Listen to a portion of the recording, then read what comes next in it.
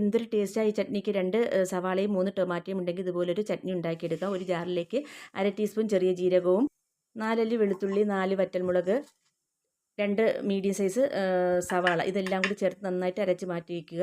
പിന്നെ 3 ടൊമാറ്റോ എടുത്തിട്ട് അത് നന്നായിട്ട് കട്ട് ചെയ്തിട്ട് നന്നായിട്ട് അരച്ച് മാറ്റി വയ്ക്കുക.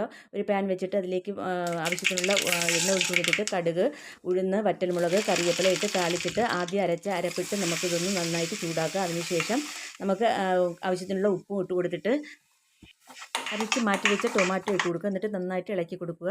ചൂടാകുമ്പോൾ കുറച്ച് വെള്ളം ഒഴിച്ചിട്ട് ആവശ്യത്തിന് ഉപ്പും ഇട്ടിട്ട് ഒന്ന് തിളച്ച് കഴിയുമ്പോൾ ഇതിലേക്ക് ഒരു വലിയ സ്പൂണ് ഇഡ്ഡലിയുടെ മാവ് ഒഴിച്ച് കൊടുക്കുക. എന്നിട്ട് നന്നായിട്ട് തിളപ്പിച്ച് കുറുക്കിയെടുക്കുക.